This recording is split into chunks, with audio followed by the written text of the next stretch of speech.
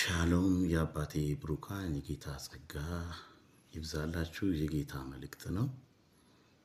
እንግዲህ ይሄን ድምጽ እየሰማችሁ ያላችሁ እግዚአብሔር በጸሎት ላይ ያለውን ስለተናገረኝ ነገር ይሄ መልእክት ሊያስቀምጥላችሁ ነው በዚህ ስፍራ ላይ የተገኘሁት። እግዚአብሔር አምላክ እንደዚህ ያለኝ ብዙ ልጆቼ በማስመሰል ህይወት ውስጥ እየኖሩ ነው ያሉት አለኝ።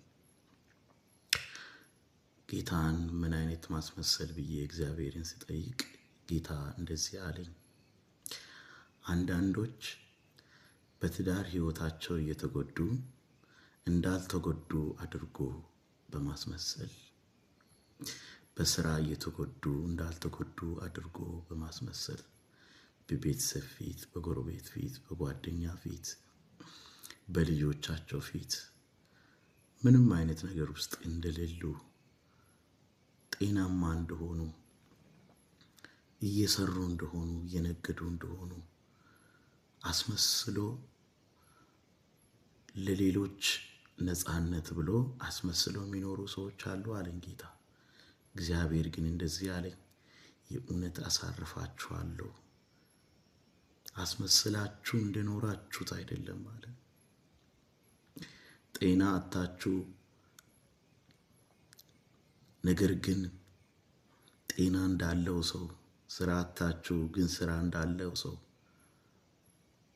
ሰላም አጣችሁ ግን ሰላም እንዳለው ሰው ሆናችሁ እስከዛሬ ያሳለፋችሁበትን መንገድ እግዚአብሔር አምላክ አስረሳችኋለሁ። የእውነት ህይወት ትኖራላችሁ አለኝ ጌታ።